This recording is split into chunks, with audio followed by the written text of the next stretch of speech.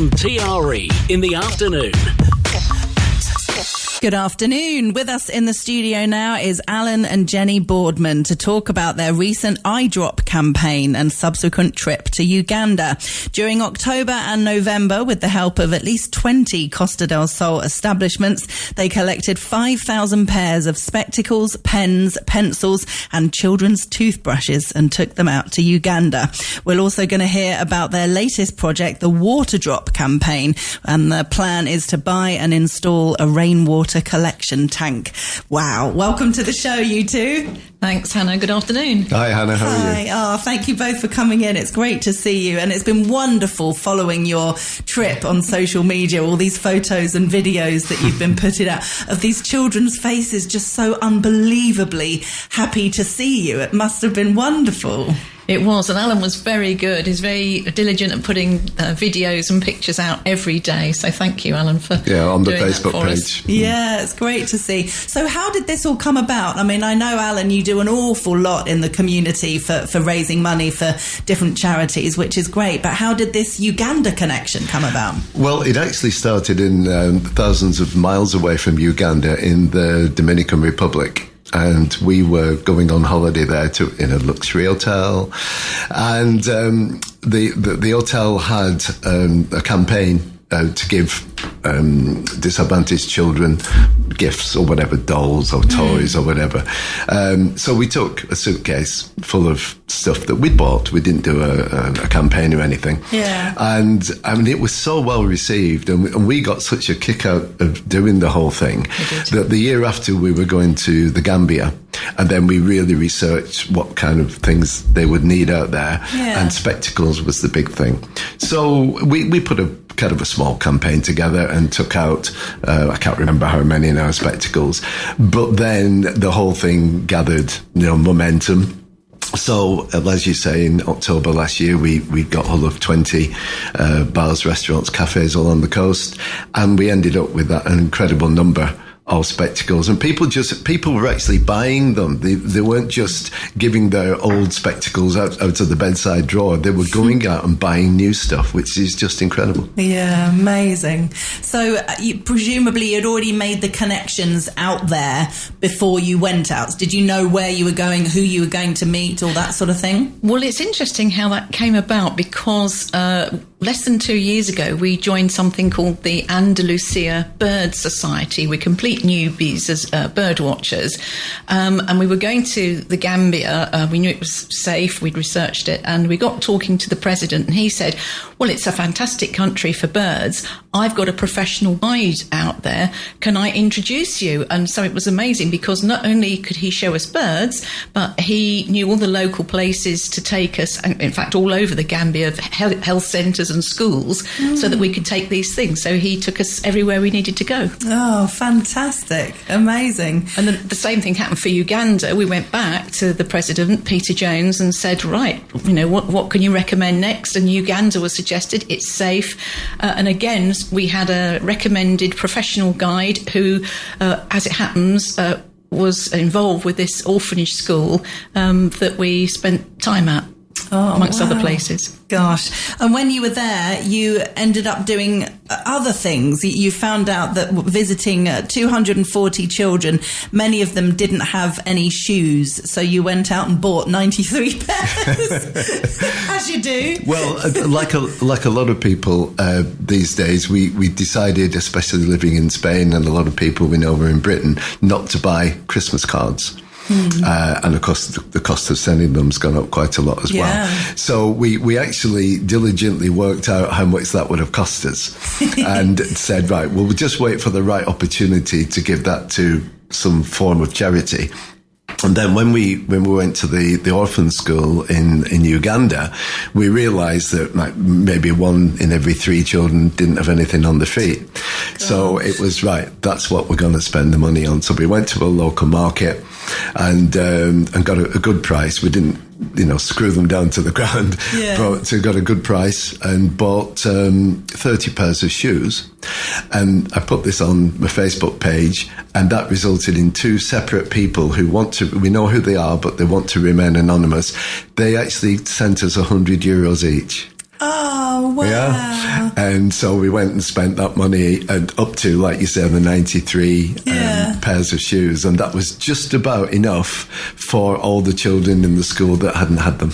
Oh, mind you, we bought all the local establishments out of children's shoes. So the whole range of sizes, there wasn't none left. Oh, gosh. I mean, I know Uganda isn't the first time you've done this, as you say. You've been to the Gambia and other places. But how much of a kind of culture shock is it going to these places and seeing the amount of poverty and just the difference between what we're used to in Spain or the UK? It's a huge difference. People are happy with what they've got, because I suppose one could say, well, they don't know what the possibilities are, but a lot of the people only eat once a day. Most of them don't have running water, and the water that they have access to is not clean as we would know. It's certainly not something that we could drink or even swim in. So it's just hugely different. The buildings even aren't well presented. They're not well painted. The streets, there's no sort of health and safety as we would know it. So it is a huge difference. Mm-hmm. And people walk everywhere. Mm-hmm. People walk. We could have been driving along with our guide along what looked to be like a 5 kilometre straight stretch of road, and there was nowhere for people to be diving off to. They were going to walk all that way, you know. And we're going to talk about Waterdrop, but the people at this school are having to walk 4 or 5 kilometres 3 or 4 times a day just to pick up water from a stream. We can't. It's so difficult to imagine, isn't it? I mean, just hearing your story, it's really difficult to imagine. What's it like actually seeing it? I mean, is it still just as difficult to imagine, even though you're faced with it, just the unbelievability of it all? Yeah, the first time you see it, we largely, when we were in Uganda, stayed in lodges, so basic lodges. But we were quite lucky that one of them was right on the banks of the River Nile. It was no more luxurious, don't get me wrong.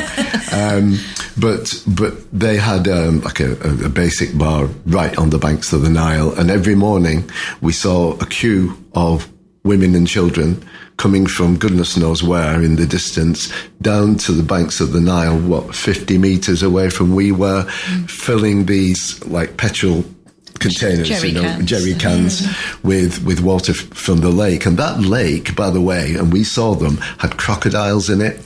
It had rhinos in it. So goodness... hippos. Oh, hippos, sorry, yeah. Hippos. So goodness knows what they were doing in the water. You know what I mean? So the quality of what they're having to get every day is unimaginable. Yeah. Shocking. And for them, it's very expensive to buy a collection tank, and that's the issue. So people have jerry cans, and it's a way of life, including for the children. They start as young as about 4 years old, and there are special small jerry cans for the children, and very often the people carry them on their heads.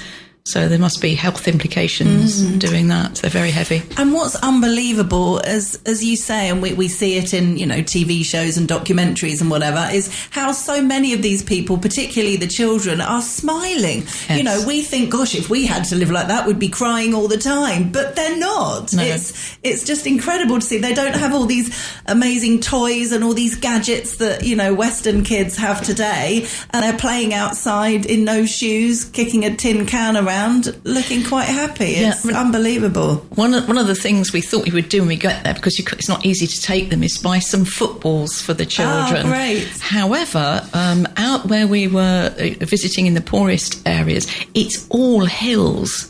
There's nowhere even to play football. So everybody that walks for water, even people working in the fields, they're working on the most incredibly steep slopes.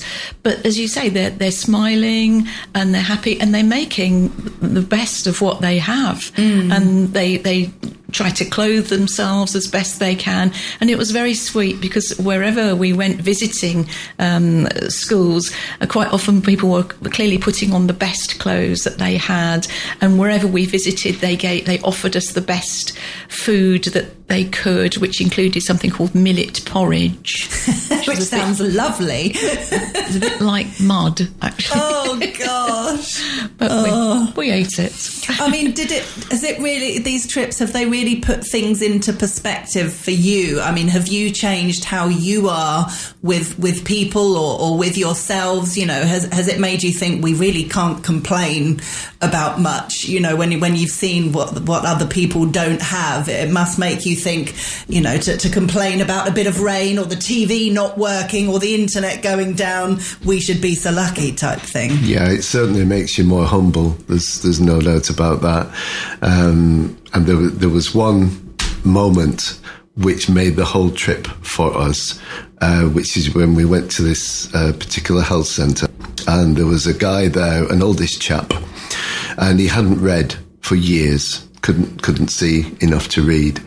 And what we couldn't do was try to match up the spectacles with the people. Right. Because we're not experts. Yeah. But in this one particular centre, the centre manager said, look, can we, just to give people confidence, because there are quite a lot of people there, can we just try one pair of reading glasses for this chap? So we did. And he was first of all presented with a piece of paper with the name of his village on it. And he could vaguely make out there was something there, but he couldn't see what it was. Mm-hmm. So then Jenny gave the chap a pair of standard reading glasses, strength 2.5 or whatever. 2.5, yeah. And he put them on. And in fact, as he put them on, because he didn't know what glasses were, he nearly took his eye out. He really nearly poked his eye out. And then when he got them on, the centre manager presented him with the same piece of paper, and immediately he went and pointed to the word. Oh. And that was the moment. That was the magic moment of the whole trip, wasn't it? It was fantastic. But what we have to remember is these people had never looked through a pair of spectacles. They don't know what's possible. They don't know what they're missing. So for someone, and we did see it on a couple of occasions, somebody was helped to put the spectacles on, and the faces light up. It's like the lights being switched on. So that's the thing. I think the other impact on us is that we just want to do more.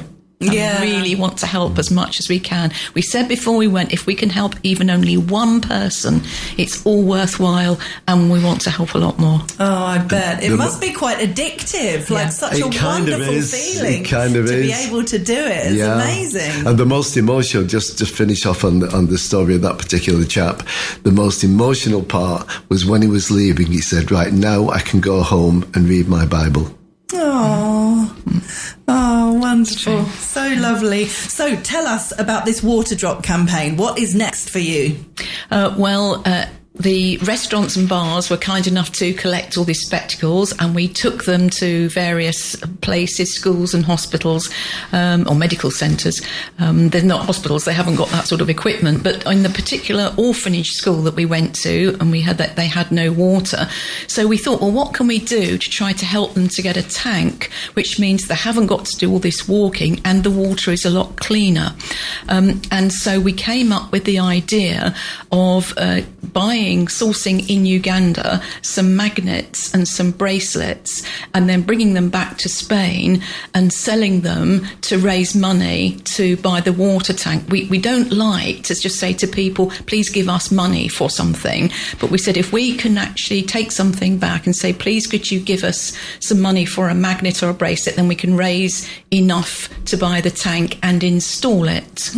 So we needed to collect €800 in order to buy this tank. The tank, by the way, is a rainwater collection tank. Okay. And in Uganda, they have 2 main rainy seasons. So if you can get a big tank, then it can last for an awful long time, and it saves, like I said before, the volunteers schlepping off 4 or 5 kilometres 3 times a day to collect water. But as of this morning, we've got just over 1,500. Oh, euros. Wow. Yeah. You might be able to get 2. Well, we're certainly going to get a bigger collection Yeah, tank. we'll get a much bigger tank. But also, and I'm conscious some people might be having an early dinner, but the toilets are just incredibly basic. It's just a hole in the ground, basically. So you can buy what are called squat pans. Okay. And they're ceramic, and you can wash them down, and it's just more civilized. Yeah. So we've got our eyes on buying a few of those for the school as well. Yeah, wow. There's 247 children now in that school, plus all the staff, and it really is just a hole or holes in the soil. So that would be much nicer for all of them if we can buy some squat pans for them. Oh, it really is amazing what you're doing. I think, when we think about the Western world and we think about how much stuff we have, I'm doing a lot of interviews about decluttering. We need to get rid of all the stuff that we have and, either give it to charity or sell it or do whatever. This is just the opposite of that. People that don't have any stuff, don't even have running water. And I find it unbelievable in this day and age that there are still so many countries out there that are in this situation. You'd think with all the money and all the massive charity events, the Red Nose Day and all of that went on, and Live Aid and all these massive events that raise millions of pounds over the years, how are there still so many countries and villages and towns that are suffering so much? It's just unbelievable. Are so basic. There's no running water. There's no electricity. But if we can ask, and we will be asking again for things like spectacles. Already, people off their own back are collecting spectacles in some of the places that we had the boxes last year. So there's more that we can do, and we will be finding either go back to Uganda or finding other places to take them to. But we just discard them, as you say, and yet to somebody else that can make the difference between being able to continue sewing clothes and not being able to work. Yeah, actually, that was one lady that we met, and she was a seamstress, and she was the seamstress for the village, and her eyesight is fading, and she was really worried about her future, basically. So if she will definitely be given one of the pairs of reading glasses eventually. Yeah. And I guess that her reaction will be the same as the one we just described to you earlier. Yeah. And another thing that you mentioned is that in some of the poorest areas, they receive a visit from an ophthalmologist every 2 years. Mm-hmm. Well, where we were is in a place some people might have heard of this, called the Bwindi Impenetrable Forest. And my goodness, is it impenetrable? It's so far up a mountain. It's 90 minutes away from any highway, on the most incredibly bumpy roads. And these villages are scattered around. And it's actually a 12-hour journey from the capital Kampala, which is where the ophthalmologists are. Right. So that's one reason they don't go very often. But the other reason is, what are they going to do when they get there? Because the health service doesn't provide spectacles, and the people can't afford to buy them.